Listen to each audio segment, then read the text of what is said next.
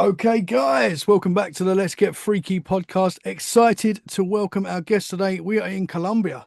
We've got Sam Believ. How are you, my brother? Thank you very much for being here. Hi, Tommy. Thanks for having me on. It's a pleasure, man. It's a pleasure. And we're going to get into a cool subject today, escaping the matrix. And when you sent me the email saying about escaping the matrix, I was like, I've got to hear this guy's story. So I am excited to get into it, man. Firstly, before we start, do you want to tell the listeners about your podcast, and then we'll get into what led you on this journey that you're on today?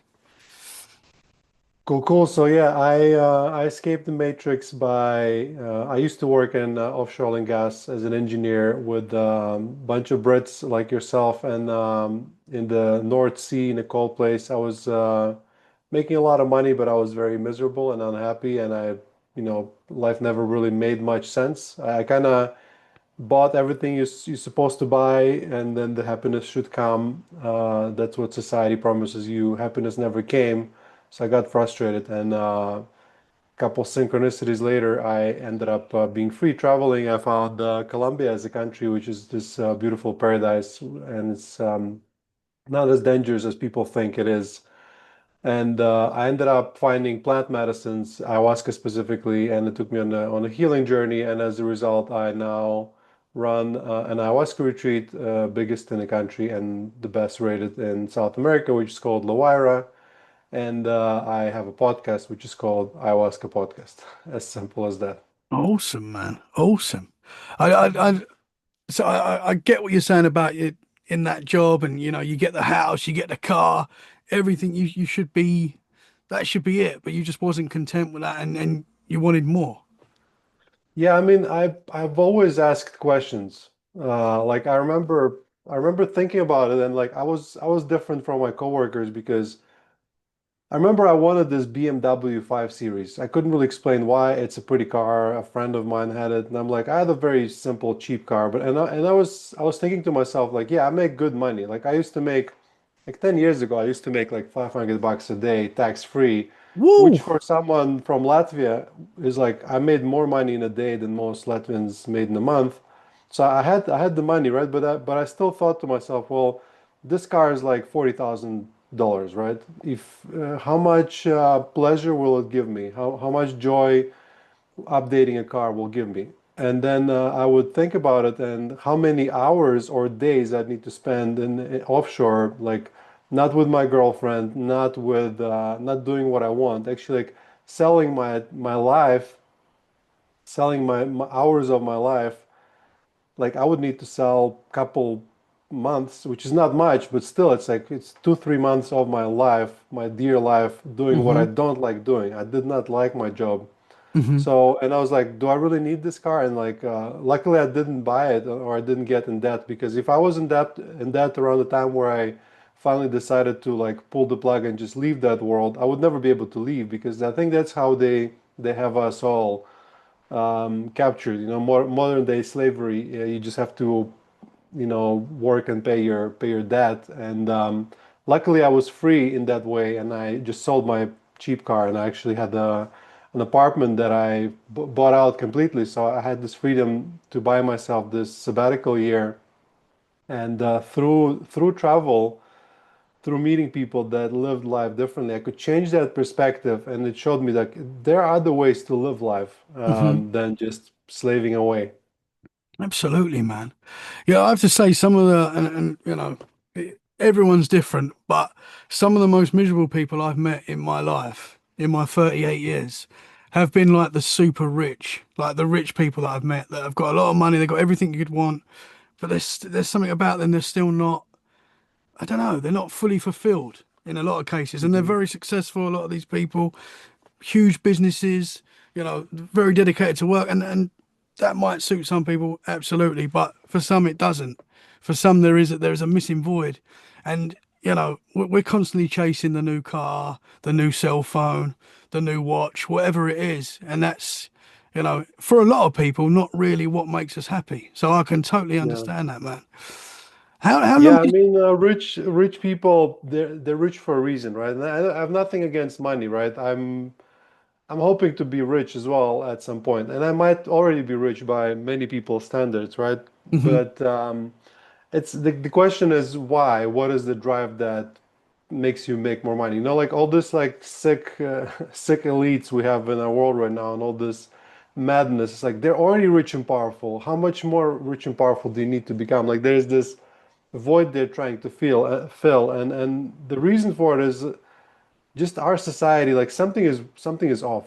Like and they're running away from something, some kind of pain. Maybe they're afraid. They need to be extra protected, and it doesn't matter how much they do it till they sort of turn inwards. Because you're, I mean, I'm saying it not because I fully embody it. I'm not this enlightened human being, unfortunately. But your happiness has to come from inside of you. If you're not happy inside of you, you can put yourself in Ibiza or in Colombia or whatever. You will still bring all your misery with you. Hmm. So that's why my focus these days is mental health. Is like how can you, for example, through plant medicines, just kind of break the mold and just look inwards. Like, what is there? What is that thing? For example, this morning I woke up and it's a beautiful sunny day. I could hear my kids making noises, like very happy life. But my mind was programmed to look for problems, and now I became more mindful of it. It's like, why am I thinking about this potential future problem right now instead of trying to get back to the moment and be like, oh wow, life is actually great? It's because like we've been programmed. Even I was thinking about recently through movies, and sorry about going all over the place. Maybe No, you'll man, find let's interesting go. topics. No, absolutely. But every Hollywood movie you watch, the beginning is always a happy family and everything is great, and then something happens. And I'm thinking like, is that just the plot, or are they programming us to be like consciously Yeah. all the time unsafe? Like, oh, if things are great, something's about to happen. Hmm. Somebody's about to break in and kill my wife, or Yeah. things like that. They want us constantly looking over our shoulder in like Yeah. anxiety we see that in our mainstream media. They push the negative every single day. If you're constantly watching the news, you're not going to think a lot about this world that we're living in right now, that it's actually quite a sick place, if you watch the news. But if you go to a forest and just walk around the forest for the day, and just appreciate that beauty that's in front of you, that changes, and you're like, this world is amazing. Actually, when you switch that off from the movies and the propaganda that we're thrown at constantly.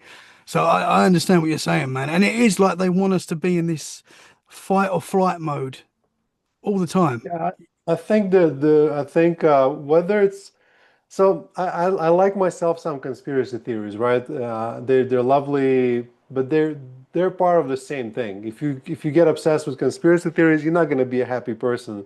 But I'm asking myself, how much of it is just people? There's just different cogs in the machine, people just doing their job, and they do what makes them, what makes them get their wage, right? So I Hmm. don't think there's this big conspiracy, but the society is just set up that way, and it works for us because if you have a happy person, they're not gonna buy the newest iPhone. They're not even gonna notice that their iPhone is 10 years old because they barely use it. They like, they work in garden, or they spend time with their loved ones. But Hmm. if you have unhappy people that are constantly like they have their outer point of reference, like their happiness comes from outside, like what do people think about me? They Yeah. will constantly be looking like, oh, like maybe if I got this, I'd be happier. And in our consumerist society, that's what makes the machine tick. So they whether they want us this way or not, I think it Hmm. just happens this way. And same thing with news. I don't think there's like consciously someone there sitting and be like let me poison all those people. I think instead they're like, oh well, I'm gonna try this two headlines, and one is more sensational and more scary, and people click more. So I'm gonna keep doing it, and I'm gonna keep doing it even to more extreme, and eventually you end up with the media we have now, which is just this shit show of terror. And like recently, I'm generally pretty good with that. Personally, I tried to keep away, but recently this Iran war really swooped me. Like I just could not ignore it. It was so big and so bad. And Hmm. like I would be going to bed like in a very bad mood, panicky, like, oh my God, the world is ending. Hmm. And then I just asked myself, like, why am I doing this to myself? So I got some apps, and I just blocked all social media. And I haven't seen, I have no idea what's happening for the last 3 days, and I'm so much happier. That And is That's Yeah. the best. That's the best way to be, man. Because I find myself going on X. And I'm on all the social medias, but I go on X and I'll scroll, and I'll just see all this negative, about the politics and the war, and it actually affects you. You can actually feel it. You can feel the anxiety coming in, and yeah, that's that. It's so good to have it. I try to have like a couple of days on the weekend where I don't do a lot of social media, and I can feel it. I can feel that relief. Why am I not Yeah. angry at nothing at the moment? Because Yeah. not nothing. You know what I mean? But you're looking at this stuff and it's affecting what's in front of you. When really this stuff generally doesn't actually affect what's right in front of Yeah. us. Our families. The forest and the beauty that we've got around us. So you're right, man. It is good to switch, and that is stepping out of the matrix. We are tribal beings. Like our brain literally evolved to live in a community of about 81 person. Like Hmm. that's what we're designed to. So when you hear something happening somewhere there, in the past, like 100,000 years ago, it would mean like this is affecting me directly. If you know something, it means it's going to affect you directly. Our brains are not designed to know what is happening to 8 billion people all over the globe. Because if you look at it, Absolutely. there's always a bad news. Like right now, as we spoke, probably like a couple hundred people died Hmm. terribly. Hmm. Hmm. Do I need to know about it? Do I need to think about it? No, it's like our brains are not designed for this society. So when you hear something, oh, there's war, you get automatically interested in it from survival point of view because you need to know because then maybe you can adjust your life so that you survive. But if those wars, there's a war somewhere all the time. It's like, yeah, Hmm. our little monkey brains, they're Yeah. not designed for this, and we kind of think like, oh, I'm gonna watch this just from information point of view, but your conscious mind is maybe 10%. Everything else is subconscious, and then all of a sudden you just notice, as you say, anxiety, and you have bad dreams, or you're angry at your wife, even though nothing happened. So I think Hmm. that.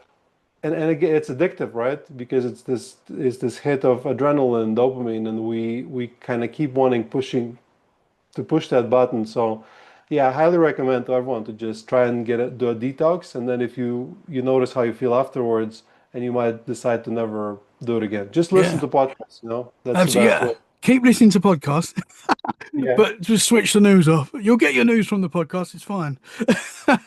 But yeah, that you'll you'll find out just enough. absolutely you'll find out the important stuff that you need to know anyway. Yeah. We're just overwhelmed with information. We really are. Especially if you're scrolling all day. You know. Yeah, So switch it off, and you can feel the benefits straight away. I do mhm, anyway. But like you as well, if I'll wake up and I'm worried about the things that I've got to do, and my way out of that now is looking at my kids. Are they smiling? If I see them smiling, I'm like, why am I worried about this podcast? Or whatever I'm worried about when they're happy. That's all that really matters at the end of the day. yeah. So yeah, man, I'm with you, brother. How long was you working on the rigs for? Was you out for? I know it's a job that you can be out for weeks. How long was you Yeah. based out there when you was working?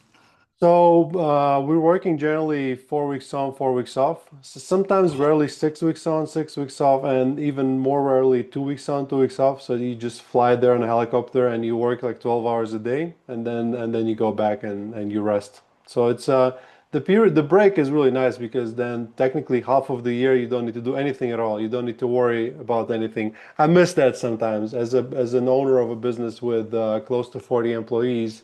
Something is always happening. So I wish if I could like just pass it on to someone and disappear for a month. So it Yeah, was it was a beneficial, but the part of like being away from your family for a month at a time in the middle of the sea where it's gray and it's cold and it rains all the time and you don't have anything fun to do. You just have work and sleep and so yeah, it's not the best for mental health, let me say. hmm.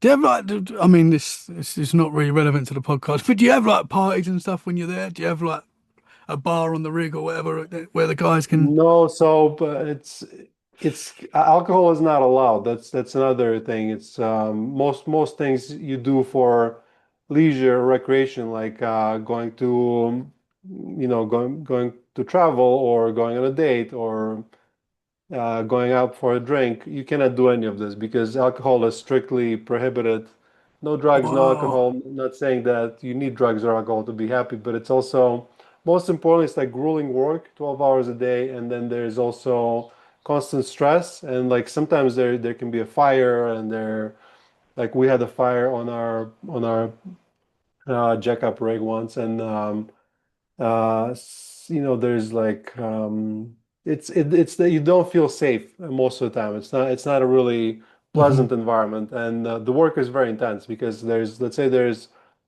so I work more in the maintenance part, so like all the engines, that all of the machinery pumps, and something always breaks and you need to fix them, and like you make one mistake and you destroy everything. It's like it's very high stress Hmm. environment. So yeah, it was definitely not my cup of tea. Some people love it.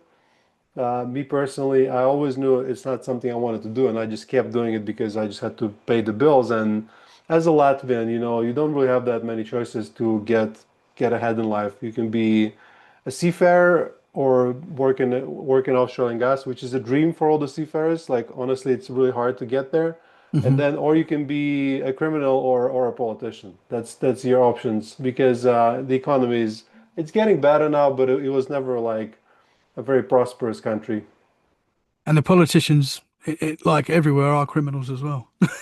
Yeah, But yeah. So that's a good point. Two kinds of criminal. yeah, You which you, criminal you do you want steal to directly from people, or you steal indirectly from people. And be? actually, because of that, Latvia has the highest percentage of seafarers in Europe. So it's like Interesting. I call them all seafarers because whether you're on a jackup rig or on a ship, you're still in the sea, right? So Hmm. That must be wild if a fire breaks out, as you say, and you're in a position where you're there. There's no escaping that. That must be high intense, man. Highly well, intense.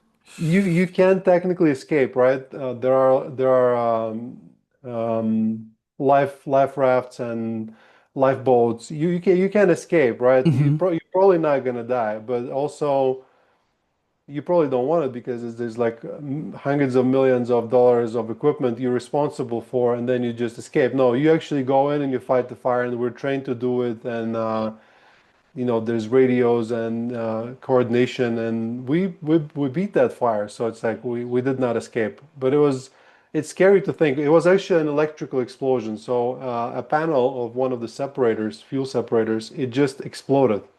Like sometimes there's electrical explosion where it's hard to explain, but it's like the ball of energy, everything around immediately ignites, even like paint on the walls. Hmm. And like the most crazy part is like I was walking by that machine at least 10 times a day. Like, and you think to yourself, like, what if it would explode while I was walking next to it, right? Um, so yeah, there's not feeble-minded men there, and like it's stressful, right? But I'm not saying like, oh, I gave up, and we all just sat on the floor and cried. No, there's like some actionable people there, but I'm just Hmm. saying that it is a job someone has to do, right? So I'm not saying that everyone should quit, but also like just ask yourself, like, I was doing it because I was so it's that cycle, right? And it comes from this movie or the book by Chuck Palahniuk, what's the name? The Fight Club. Hmm. We work jobs that we hate to make money to buy things we don't want, to impress people we don't like. And it's like, Absolutely. do you really need a six-figure job? Like, who are you trying to impress? Like, why are you working yourself so hard to buy yourself another car? Or, there are just different ways to live life. And I'm not saying everyone should move to Colombia and start an ayahuasca retreat, because that's also actually very, very hard. But just trying to find life of meaning, and where the meaning doesn't come from your job or your title or your wage. Hmm. So that's kind of the transition, and that's kind of what I'm trying to uh, the path that I'm trying to walk. And once again, I'm not there fully yet. I have remnants of it where I'm like I identify too much with my career or my position. But like in my case, the catalyst for that change was firstly travel, and I highly recommend everyone tries to travel for a few months. Just get out of that bubble and see how other people live. And the other one was psychedelics, or specifically plant medicines, like traditional psychedelics that's been used for thousands of years, and how it can like sort of break that mold as well. Because it would be really hard to see differently, because we are really stuck in this invisible bubble, Hmm. and you need to get out of it to be able to see it. So that would be my main message, I guess, today to people, like get out of your bubble, just like see what's outside. Absolutely, because there's so much more. We get into our 9 to 5s and we get in from work, we put Netflix on, we go to bed and we do it again the next day. And we've all been a part of this, and it is nice to break that mold, and I totally see why. I've got one more question about the oil rig before I'd love to get into ayahuasca and how that journey started. What did you do in your downtime? What could you do like after work to chill, relax? What was the So in the past there was no internet, right? So maybe now it's different because of Starlink and all of that, but or maybe sometimes on like nice rigs there would be internet, it would be really slow. So you could like even go on Facebook, sometimes even during the work time. And I've done it a couple times, I must admit. But generally your option is like you play computer games, or you masturbate and you watch porn, because obviously there is sounds no great there. there is no women there, so every person that works in sea has a hard drive secretly. You can if you have a seafarer friend, I mean maybe not now because of the internet, but they all have a hard drive with a couple hundred gigabytes of porn. So that Wow. that was another addiction that I had to quit eventually. I don't watch porn anymore. I highly recommend everyone Hmm. stops as well. Hmm. That's a separate topic. We can do an entire episode just about that. Yeah, absolutely. But you can go to gym. There's generally like a small rudimentary gym, just enough to stay in shape. It's kind of hard because like once you've worked for 12 days, you're like, no, I just want to rest. So my go-to was computer games. Like I liked playing strategy games, and not the worst way to kill your time, but I was kind of like always building something, and now I'm building this retreat. So I'm like I'm ready for this. I've been preparing all this time.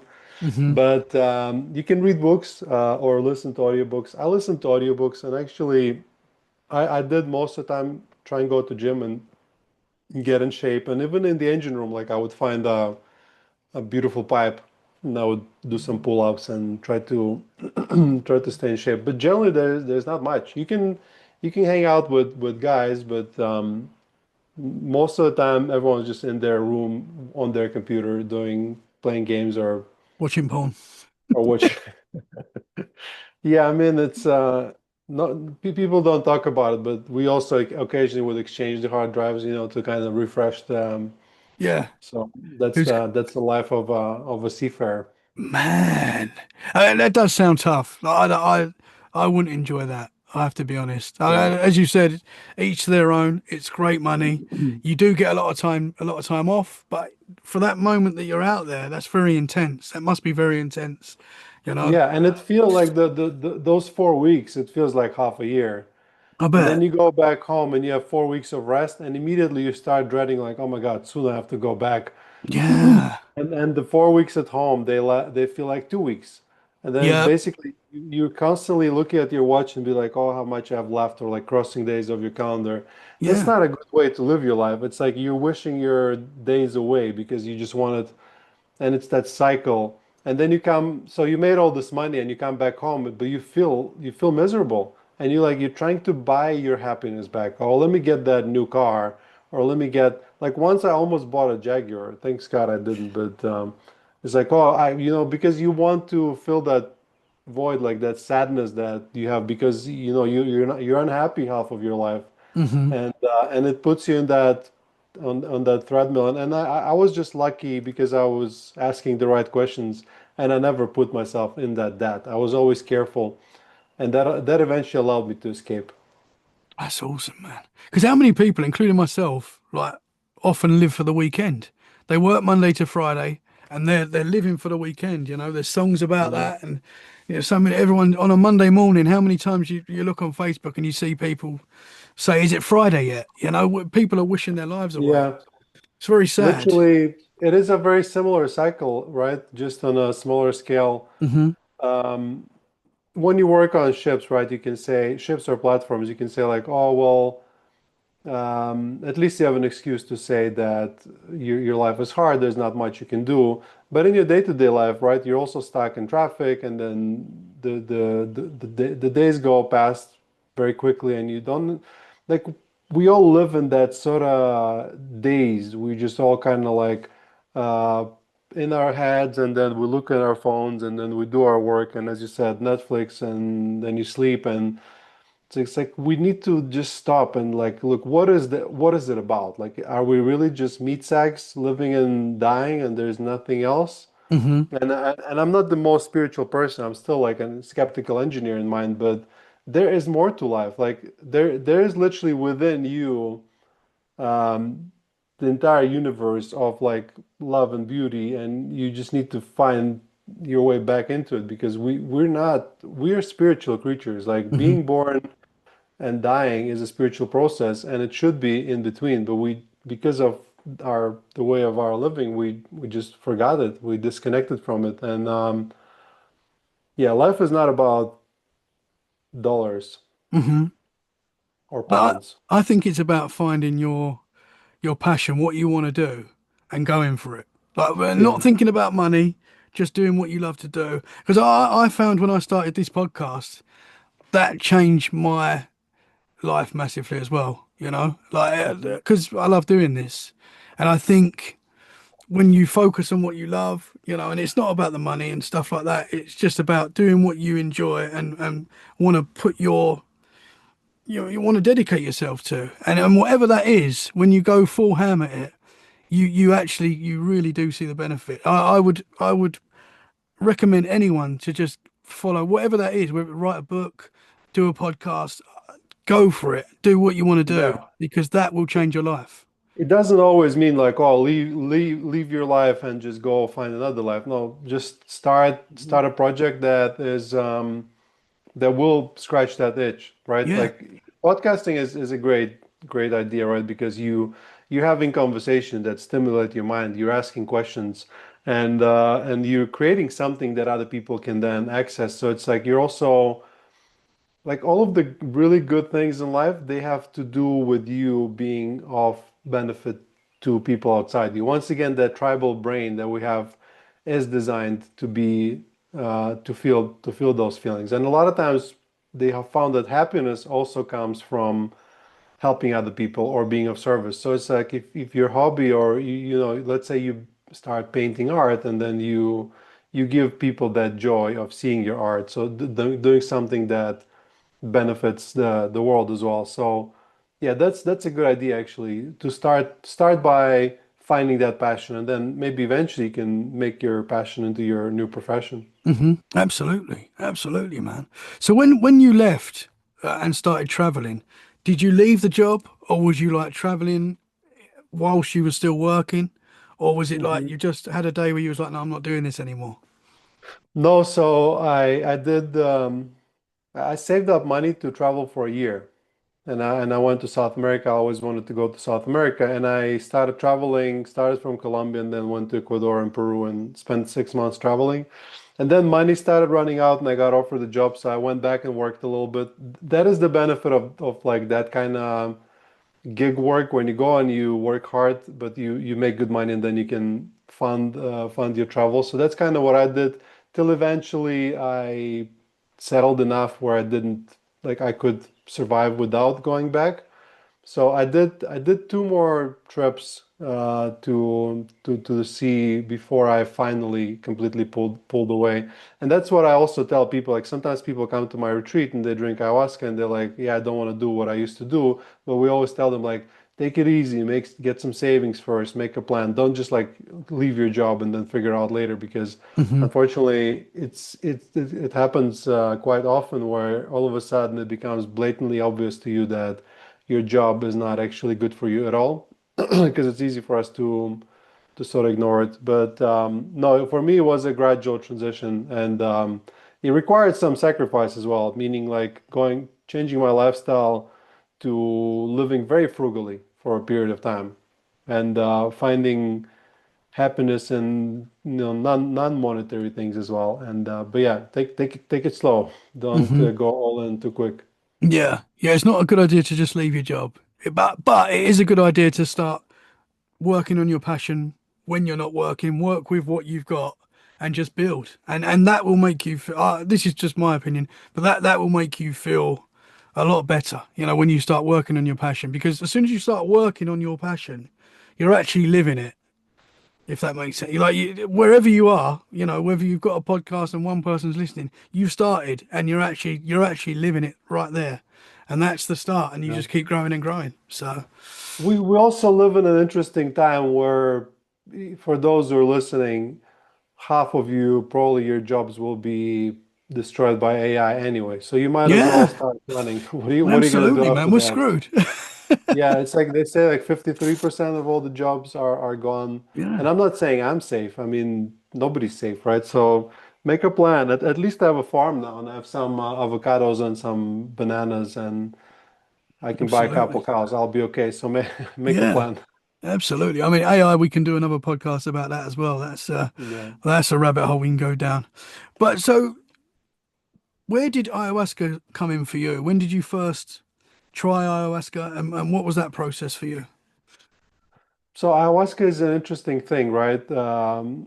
It's a plant medicine or psychedelic medicine, but people report it having a spirit, right? And for someone who's not in this world, they'll be like, "What are you talking about?" Right? It's just something you drink. But bear with me, it is more mysterious than that. But you will often find yourself in a sort of echo chamber, and that's what happened to me. I heard about it first on some podcasts, and then a friend of mine told me, and then you meet another person that tells you, and then eventually you get to the point where it's just like everyone around you talks about it, and you're like, okay, like oh, I'll do this, like. Because first I heard about it, I was like, well, you go to the jungle and then you drink this thing and you take this drug and you puke. Like, why would I do it? Why would I pay money for something like that? It's hard to imagine, right? Because it's so opposed to what we're used to. It's like we're used to chasing pleasure, and here you kind of go towards pain, and as a result, you get pleasure and good outcomes. So it's a bit in reverse. But I felt that calling, and then eventually it kind of came into my life. There was an opportunity to do it. I jumped on it, and at first, by then, I still thought it was a drug, and I never did any drugs. Like as an Eastern European, it's pretty strict. Like everyone knows, like you take any drugs and you end up under the bridge, and your life is over. And so for me, it was a scary decision, but the calling was stronger than the fear, so I did it. And at first, I was like, "Oh, well, that was beautiful. I felt some emotions. I saw some pretty visions, and it was lovely." But that's about it. Like I've done it, I can move on now. But ayahuasca is a shadow medicine, right? So it works on your subconscious. And what it did to me, it just kind of gradually, it just changed something in me on a subconscious level, where I went from kind of doubting myself to kind of believing in myself. And uh, and I only understand it now, like looking back at it, sort of reverse engineering my journey.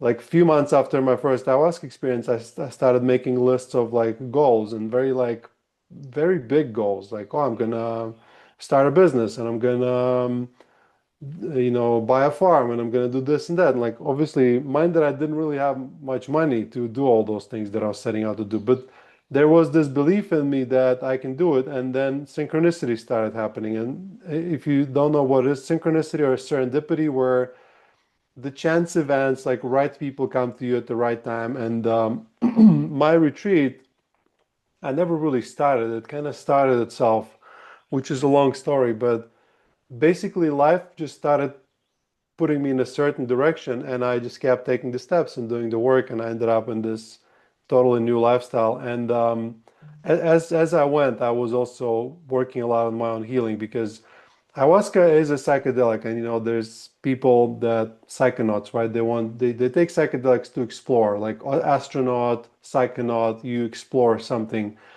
I see it, and it's been always seen as a medicine for healing, right? And I always saw it as a way to heal mentally. If you'd asked me 10 years ago, like, how are you? Like, are you okay? I would be like, no, I'm perfect. My life's perfect. Look at me. I'm so capable. I'm so smart. I have two hands, two arms, like nothing to complain about.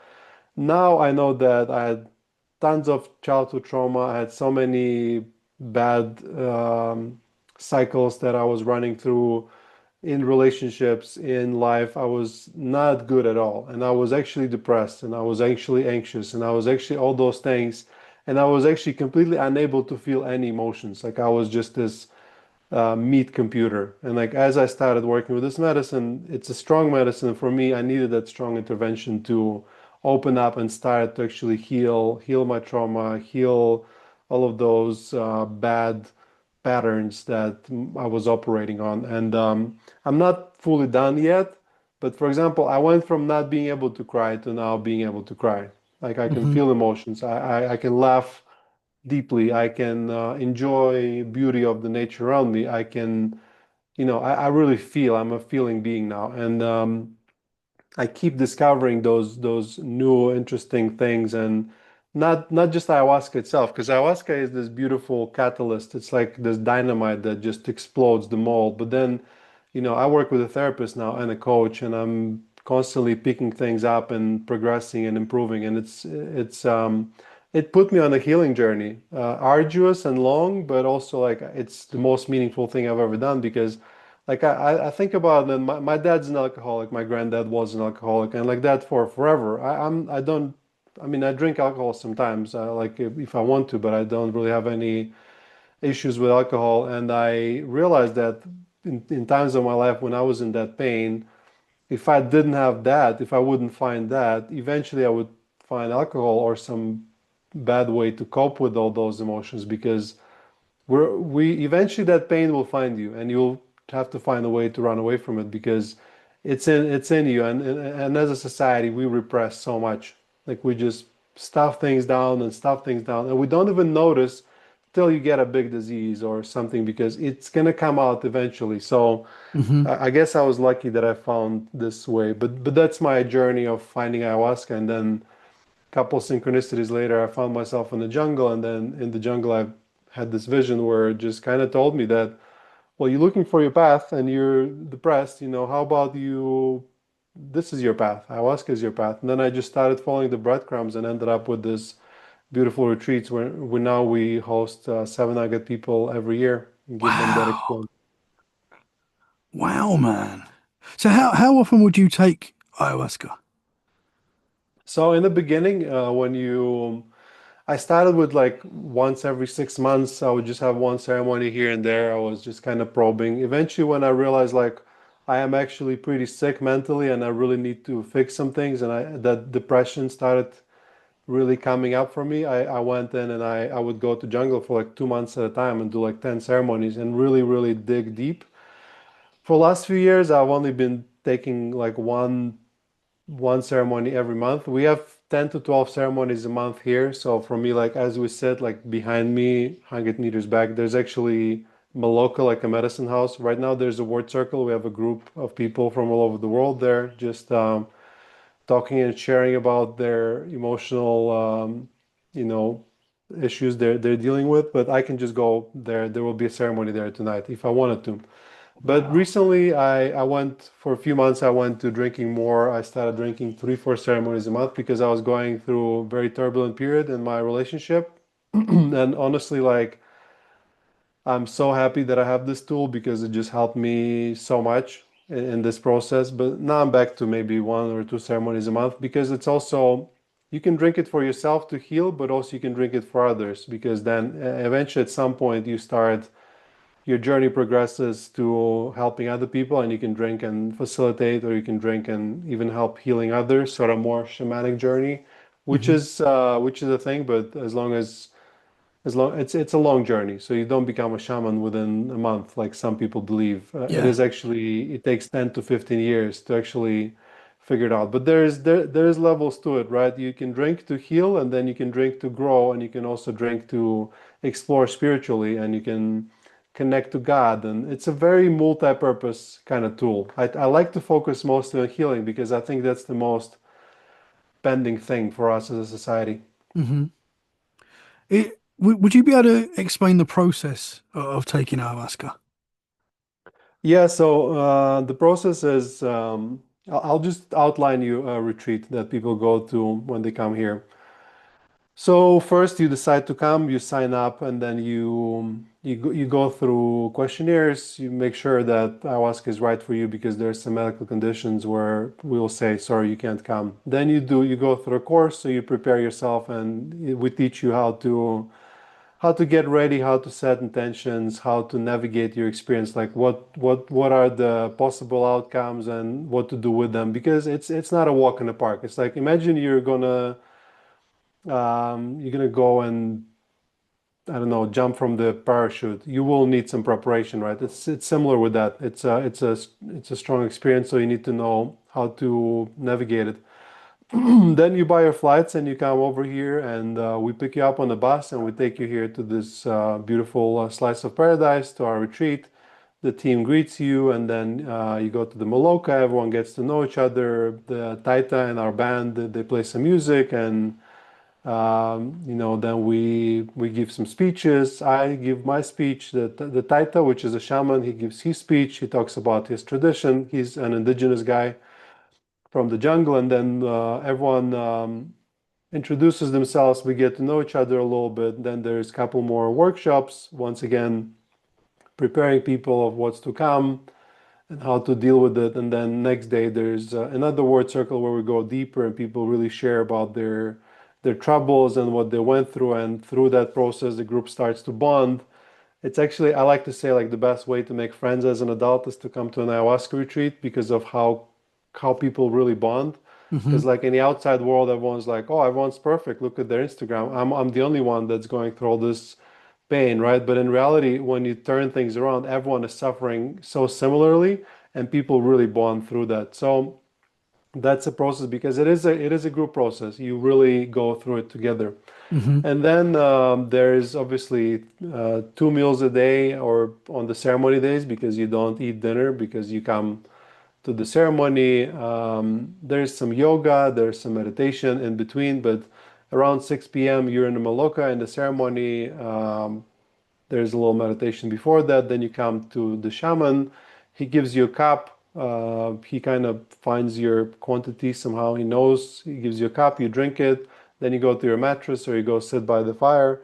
And then you shortly an hour or hour and a half start sort of feeling things and seeing things. And then your process happens. And mostly it involves, you remember things from past or you process things or you have visions. It sometimes involves purging. Most of the times, purging, you either vomit or you have diarrhea, and it's almost like you have this emotion stored in your body, and they just like synthesize and become physical and like leave your body, and then you go and you do it. Then there's a word circle next morning, and you share about it. Next night, you go even deeper, and there can be spiritual process. There can be like anything from remembering what happened to you to past lives to meeting gods or entities or it just whatever your path is, you go through it and then once again you share as a group and by the end of it, by the end of the 1 week experience, we have a boss that comes and there's like 10 to 20 kind of unhappy, grumpy people coming off it. And they're like, yeah, like, what am I doing? This is strange. And then by the end, it's like people are almost floating. Everyone's so light. You just kind of Wow. release that accumulation of emotions that you collected in the last 10 years. And you know everything around you is beautiful and you feel and you're so happy and people, I mean, at least 10 times a month somebody like comes to me and holds me by my hand, looks me in the eyes and tells me like thank you for saving my life, this was the best week of my life, this was, which to me personally is like not the best experience. It is a little uncomfortable, but that's something I need to work on. But it is a very powerful experience that just like shift something and then that's not over because then you go back home and once again we have an integration course. We teach you how to integrate. We give you an integration journal where you start journaling. We help you pick up all those healthy habits like meditation and yoga and journaling to make sure as you go back into life you write that afterglow and you actually start changing your life because ayahuasca will give you homework. It will tell you like, by the way, this person is not a good person for you. Here's what he said, here's what you did. You need to like let go of that person. And it might be hard because you might be even addicted to the pain that's caused by that person. But it's not just like, oh, you drink ayahuasca and all your problems are gone forever. No, it's like you drink ayahuasca and it tells you like, okay, well, I've removed this and we fixed this. Now you're much better. Go back and do this, this, and that, and then come back again, and that's kind of the process where you take a little bit each time because it's not going to overwhelm you. Hmm. Uh, yeah, it does have some kind of intelligence and a spirit. I don't know where it comes from. I don't know how it works. Don't ask me, but it somehow always gives to people what they need. Hmm. Like, oh, you come with this intention, but it shows this is not important. Let's work on this, and then it is exactly the most important thing for you right now. Then you work on it, and then you get a little better, and then yeah, the healing journey is long and unpredictable, but it's definitely very valuable and important. Interesting, man. I know you just said don't ask, but I'm going to ask you this. It might be a difficult question. When you're interacting with the spirits and the entities that you might see and stuff like that, what do you think they are? Do you think that's in us, or do you think that's around us, and you're communicating with you're interacting with the earth basically? What do you think? Where are we going when we're having these? When we're having ayahuasca, where is it taking us? The true answer is I don't really know. I don't think anyone can know. The explanations are like with entities or things like you see as it might be like unconscious archetypes, like from a Jungian point of view. It might be entities outside. It might be you might be just talking to your subconscious. You might be talking to real gods or something like that. It might be everything in between, or it might be a bit of everything, which is paradoxical. But like I had an experience where I was hanging out with this god with the crocodile head, like Egyptian god, and I was like, and then I had an experience when I was hanging out with like an archangel, and I was like, how is it possible? Aren't shouldn't there be just one way? And I kind of realized that everything that we humans think of and believe, we kind of make real. So I think that we can create and like real entities that exist in some kind of collective unconscious, and they have certain properties. Um, so yeah, I have kind of various theories. I also think some things are just internal. Like you have this very painful event, and there's this part of you that emerges and it tries to and it takes you through that event, and then it becomes like your protector and it becomes overly reactive, and it can become an entity in itself where it's no longer serving you and it becomes really dark and you need to remove it as well. So I Hmm. believe that as well. But yeah, I don't have all the answers. Not You yet. can come and ask ayahuasca. Yeah, so interesting, man. I've never done ayahuasca myself, and I'm not against one day maybe coming over and doing that. But everyone that I know that has, or people that I've talked to or listened to and stuff, it's always been a positive experience. Like whoever does this, always says it, as you just said, it changed my life. Like that's generally what you hear. There is Mm, there is a side of mainstream that tries to make this sound like hippie and crazy. They sometimes, the mainstream does do that. We know because they don't want us yeah. to be spiritual and connected. But it's very interesting, man. It's very interesting how this has such Well, an amazing I effect think on people. not to be too conspiracy Let's theoretic, go. but there is definitely a push against it, and some of it just from a very practical point of view. Hmm. It's like imagine you have imagine you have a restaurant, and then somebody goes to some place, and it makes them not want to eat ever again. Like, would you be against that restaurant? You'll probably be like striking and trying to burn the place down. Just naturally, there's a lot of like the big pharma, for example, there's like 30% of Americans are on antidepressants or anxiety medication, and it's not really helping. They're just treating them symptoms and actually giving them even more health issues down the line and side effects. But if people come and actually drink ayahuasca, they rarely get back on antidepressants. So it's Hmm. like it's bad for the business, right? Like they come and they actually heal. Like nobody really wants healthy people because the healthy person is not gonna eat McDonald's every day. They're not gonna be behaving in a way that feeds that machine. So like Hmm. as we were talking about, the system is sick. And once again, I'm not saying like, oh, we should have to destroy the system because it is like capitalism is the worst thing we've ever had, but it's the only thing that worked. So I'm a capitalist myself, right? I charge prices for my retreats and I need to pay my workers. So it's like I'm just saying about like maybe we can find a way to refine it eventually. Hmm. But there is a pushback because people that work with ayahuasca, for example, let's say you are the person that owns all those news networks and you manipulate people through fear. Yeah, if you have all those people that are, let's say, somewhat awakened and they're asking questions, they're really hard to control and Hmm. manipulate. And all of a sudden they start to tune out of your bullshit and then they stop buying your stuff. And it's like they are afraid of it. I think they understand that there's a risk. It's kind of Hmm. like I I like Bitcoin as well a lot. Like I researched that a lot, and I think like now you can see like banks are really fighting back, because they know that they're gonna lose their bread Hmm. and their ability to control if everyone just switches to Bitcoin, right? Because we don't really need banks anymore. Hmm. So it's like or like China is going up and like US is going down. So of course now US is starting all those wars to keep back at power. I think it's just natural instinct to hold on to what you have and not Hmm. to let go. So I don't know where it Yeah. ties in. They don't want to cure us. They want to give us something to keep us where we are, but not actually cure us. You know, Yeah. which we say ayahuasca could possibly do and help a lot of people that it's not given the chance to help. Would you Well, agree with that? because I've seen it on so many people, right? Like we've now given ayahuasca to close to 3,000 people.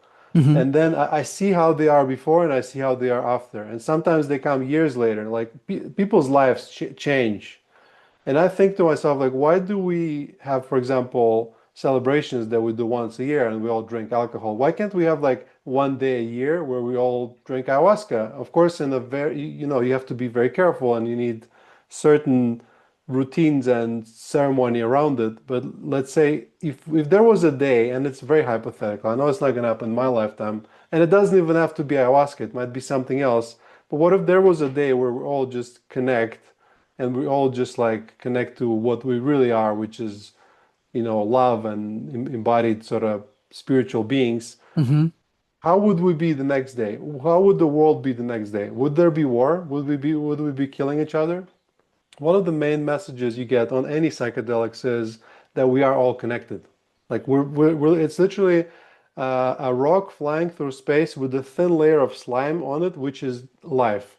So it's like you're made from the tree that died and rot, and then plant grew from it. You ate it. It's like we are all connected. Like you and me, we are connected on like physical level, but also like on a spiritual level. We're just one life that exists on this planet. It's like, and to kill each other, it's like cutting each other's fingers. Like you're cutting Hmm. your own finger. It's like Hmm. you are literally, and it just sounds like words when I say it this way, but when sometimes on ayahuasca, when you get that ego dissolution, all of a sudden you realize like, yeah, I am. We are connected. We're just, different pieces of God, sort of like spreading itself and kind of like entertaining itself through living our experiences and sort of learning something, which Hmm. is obviously pretty out there, but it took me a long time to become that spiritual, like coming Yeah, through a lot of experience. absolutely, man. But it is a big passion of mine to sort of spread that message because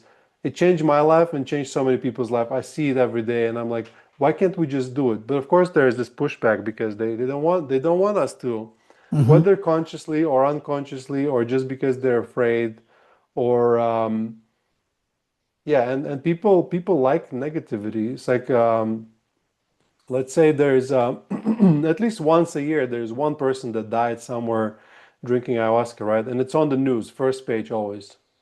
even though it's really, really, really rare, like Hmm. extremely rare, and you have to have some kind of medical condition, or you have to be on some medication that has the interaction, or you just have to be very old for it to happen.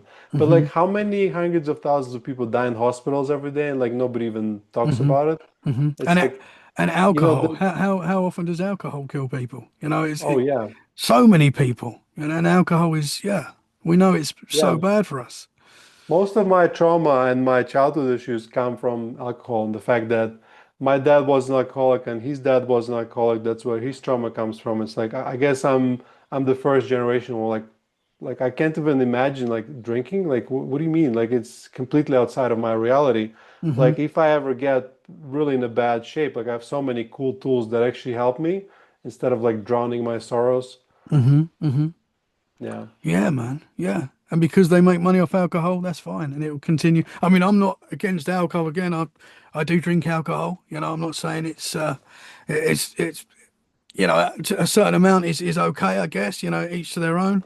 But we know it's very dangerous and we know it hurts a lot of people, a lot of people. It's one of the leading factors in a lot of death and Yeah. a lot of heartache for a lot of people. So, yeah, man. One of my favorite athletes, Aaron Rodgers. He's a big Mhm. advocate for ayahuasca. But he's kind of painted in the mainstream as a little out there. He gets a lot of criticism for that. Yeah. But he very, he will talk about how this has changed his life and I think the people that are coming out of the psychedelic closet, so to speak, will be criticized, of hmm course, because it's hmm like they're sort of going against the grain. And but his results speak for himself, right? It's interesting because most people learn about ayahuasca because Aaron Rodgers did it. I've only yeah, learned about Aaron Rodgers because he did ayahuasca, because I yeah, don't know anything about those sports. But obviously, as far as I understand, he was a very successful athlete, and it helped him yeah, because it will give you an edge because it will allow you to like whatever that stops you unconsciously from becoming your full fulfilled potential, you can work through it and remove it through ayahuasca. So I think eventually, and we did a retreat 3 months ago for MMA fighters. We had like UFC champions, bare knuckle boxing champions. One of them is actually in UK. His name is Matthew Morton. He's okay, a interesting guy. He's like face tattoos and like 12 like trained killers, like killing machines. But then like we drank ayahuasca together and we were doing some studies on their brain and traumatic brain injury, and we had two scientific teams. It was a very interesting event. They're the most loving people ever. They're inside of them, on under that tough shell, there's like this wounded children, and they were healing and they were crying, and it was just beautiful. And like I want this for all the people, like just yeah, to access that and stop like hiding behind a mask. hmm absolutely. Yeah, you hear a lot of UFC fighters that go and get this treatment and this, Aaron Rodgers as well. He's like 44, 45, I think, and he's still in the NFL, still kicking ass. So it's yeah, man. Interesting stuff, brother. Very interesting. If people want to reach you and they want to maybe look into your retreat and stuff, where is the best place for them to find you? So I'll give them a couple of options. So option number one is if you're interested in learning more about ayahuasca, but like you're not ready yet, check out my podcast. It's ayahuascapodcast.com. Hmm. Actually, recently I learned that if you go on any LLM like ChatGPT, Gemini, and you ask like, what's the best podcast about ayahuasca? We come up as number one. So I'm Let's proud of it. go. Well done, brother. And then if you are already ready and you want to like, yeah, I think I'm gonna do it, then check out we have a website, it's called ayahuascacourse.com, and that's where you can find our course in preparation for ayahuasca. Watch this, it's free. It will teach you everything you need to know if you want to do ayahuasca, whether you do it with us or with someone else. It's also fine. And then if you ready to come and you want to come to us and you want to come to currently the best rated ayahuasca retreat in South America, we have the most Google reviews and we have 750, and it's average rating of 5 stars, which is like we're very reputable and also affordable comparing to other retreats. Like we have retreats starting under $1,000, which is not that common then just come over and you can find us at ayahuascaincolombia.com or lawayra.com, LAWAYRA, or if you just Google ayahuasca in Colombia, most likely will be there somewhere on top. So, and I'd love to host you. And yeah, I really hope that everyone tries it at least once in their life. I think it's one of those experiences that everyone should go through, and I think it's going to make a world a better place. Awesome, man. Awesome, brother. I will share your links and your website in the show description so people can find you right now. I've got to ask you before we wrap it up. You're on Let's Get Freaky podcast. Have you had any paranormal experiences? Oh yeah, through through ayahuasca, I had lots of paranormal experiences.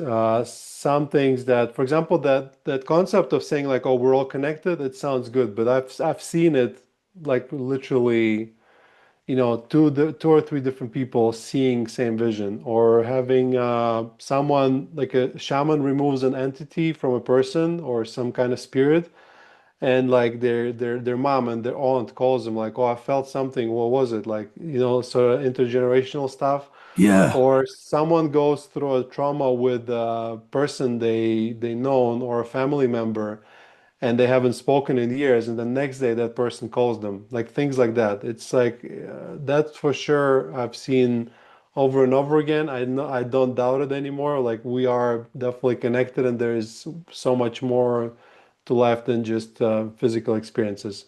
Absolutely, man. I mean, when a group of people are seeing the same thing in the spiritual realm, how can you explain that? That is like undeniable. When somebody sees something supernatural and they're on their own, you can always say that could kind of be in their mind or something like that. But Yeah, when it's a group of people that are seeing the same thing and explaining yeah, the same thing, that is undeniable then. How can you yeah. explain that?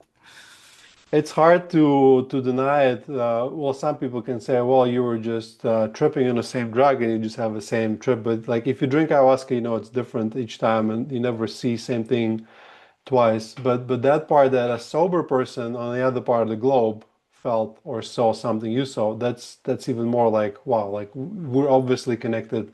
Yeah. And especially the family members, and then people drinking and then seeing a family member that tells them some information that they then go back and confirm, things like that. So ayahuasca definitely is interesting from that point of view as well, from the paranormal point of view. Absolutely, man. I've got to ask you as well. When you said you saw like a spirit or an entity leaving someone's body, like a negative energy, did you say you've actually seen that?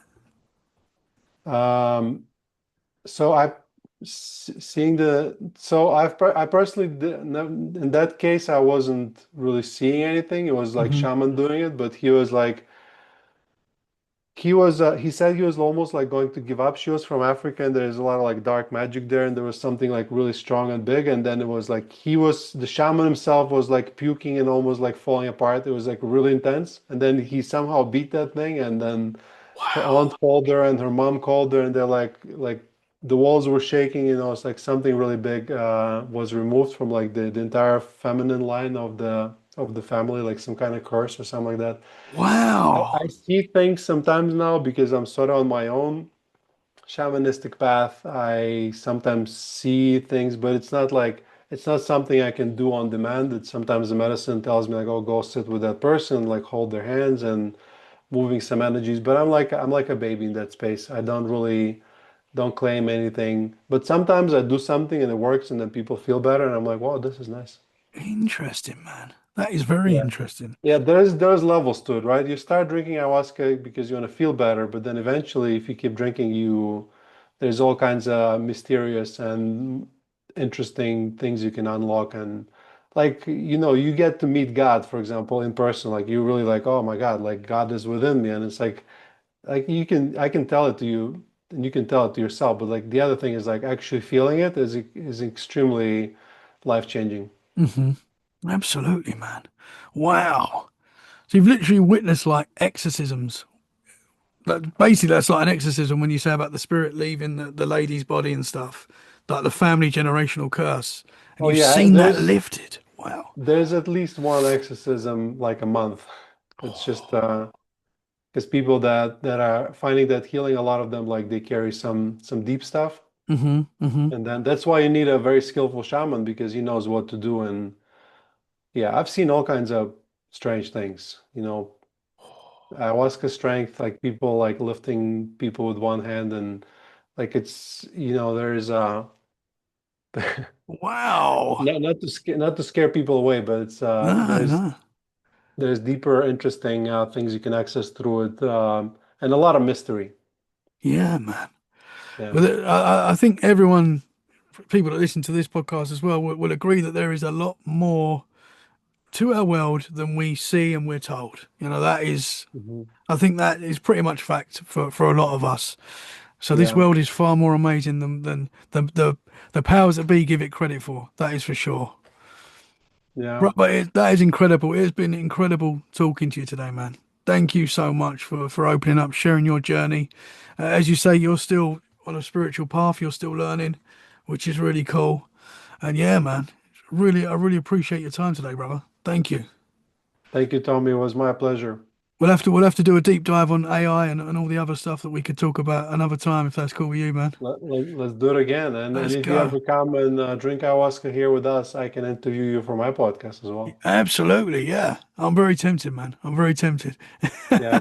Be Brother. careful because out of 3 episodes on which I go as a guest, one Yeah. host ends up coming here and drinking ayahuasca. Oh, so it could be And yeah, me. then they never regret it as well, I can Yeah. tell you.